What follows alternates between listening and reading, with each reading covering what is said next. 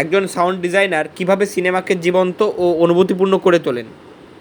একজন sound designer কী কাজ করেন? একজন সাউন্ড ডিজাইনারের কাজ আমাদের সিনেমা দেখার অনুভূতি ও বোঝাপড়ায় বড় প্রভাব ফেলে। নিজে সহজ ভাষায় ব্যাখ্যা করা হলো এক মুড তৈরি করেন সিনের সাথে মিল রেখে পেছনের শব্দ যেমন বাতাস, বৃষ্টি, শহরের শব্দ ব্যবহার করে সঠিক আবহ তৈরি করেন। উদাহরণ, হালকা বাতাস ও পাখির ডাক আমাদের শান্তি দেয়, আর বজ্রধ্বনি বা জোরে শ্বাস আমাদের ভয় পাইয়ে তোলে। দুই, গল্পকে সমর্থন করে, শব্দ গল্পকে বাস্তব ও প্রাণবন্ত করে তোলে। উদাহরণ, যদি চরিত্র বরফের উপর হাঁটে আমরা পায়ের নিচে চরর শব্দ শুনি, এতে দৃশ্যটা বিশ্বাসযোগ্য হয়।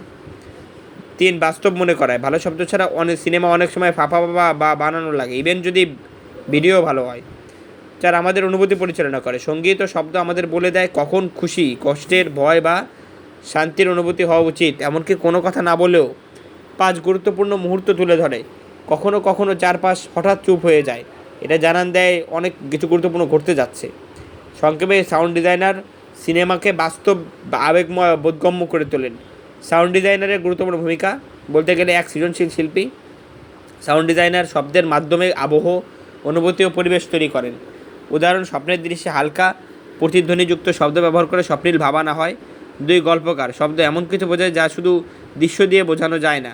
উদাহরণ, যদি একটি রহস্যময় কিছু আসছে, শব্দ আগে থেকেই টান তৈরি করতে পারে, যেমন একটা বাড়িতে থাকা হালকা গুঞ্জন। তিন, প্রযুক্তিগত বিশেষজ্ঞ, সাউন্ড ডিজাইনারকে রেকর্ডিং, এডিটিং, মিক্সিং সব জানতে হয়, তারা প্রো টুলস বা রিঅ্যাপেয়ারের মতো সফটওয়্যার ব্যবহার করেন। চার, সহযোগী, তারা পরিচালক, এডিটর, মিউজিশিয়ান সহ পুরো টিমের সাথে ঘনিষ্ঠভাবে কাজ করেন যেন সাউন্ড ঠিকভাবে এই দৃশ্যের সাথে মিলে যায়। পাঁচ, এডিটর ও মিক্সার, অনেক সময় তারা ডায়লগ, ফোলে, পায়ের শব্দ, কাপড়ের ঘষাঘষি ইত্যাদি ও ব্যাকগ্রাউন্ড শব্দ এডিট করেন। ছয়, সমস্যার সমাধানকারী, শব্দে কোনো সমস্যা থাকলে ঠিক করেন, যেমন নোংরা রেকর্ডিং ঠিক করা বা দরকারি শব্দ তৈরি করা। বিশ্ব নির্মাতা। সাত, সায়েন্স ফিকশন বা অ্যানিমেশন, এমন শব্দ তৈরি করতে হয় যা বাস্তবে নেই, উদাহরণ মহাকাশযান বা দানবের শব্দ সব কল্পনায় বানাতে হয়। সংক্ষেপে, তারা একাধারে শিল্পী, প্রযুক্তিবিদ, গল্পকার ও টিম ওয়ার্কার, যাদের কাজ দর্শককে সিনেমার ভেতর নিয়ে যাওয়া। সাউন্ড ডিজাইন কীভাবে গল্প বলায় সাহায্য করে? এক, আবেগ ও মুড তৈরি করে, শব্দ আমাদের বলে দেয় কীভাবে অনুভব করতে হবে, আনন্দ, ভয়, শান্তি বা টেনশন। দুই, অদৃশ্য জিনিস দেখায়, স্ক্রিন না দেখালেও শব্দ বুঝিয়ে দেয় বাইরের বৃষ্টি, পাশের ঘরের পায়ের শব্দ, দূরের বিস্ফোরণ ইত্যাদি। তিন, চরিত্রের অনুভূতি প্রকাশ করে, একজন দুঃখিত চরিত্রের ভিতরের অবস্থাও শব্দ দিয়ে বোঝানো যায়, যেমন চারপাশের শব্দ হঠাৎ হালকা বা বিকৃত হয়ে যায়। চার, সময়ের স্থান চিনিয়ে দেয়, গ্রাম, শহর বা জঙ্গল প্রত্যেক জায়গার আলাদা শব্দ আছে, সময়ের ইঙ্গিতও দেয়, ঘড়ির টিকটিকি, ভোরের পাখির ডাক, ঘড়ির টিকটিক ইত্যাদি। পাঁচ, টেনশন ও রিলিজ তৈরি করে, শান্ত পরিবেশের পর হঠাৎ বিস্ফোরণ, এই ছন্দেই টেনশন তৈরি হয়। ছয়, দৃশ্যকে আরও জীবন্ত করে, দরজা খোলা, গুলি চলা সব কিছু সঠিক শব্দ দিলে দৃশ্যটা বাস্তব লাগে। সাত, দৃশ্যান্তরে সাহায্য করে, একটা দৃশ্য থেকে আরেকটা যাওয়ার সময় সাউন্ড ব্রিজ বা পরিচিত শব্দ ব্যবহার হয়।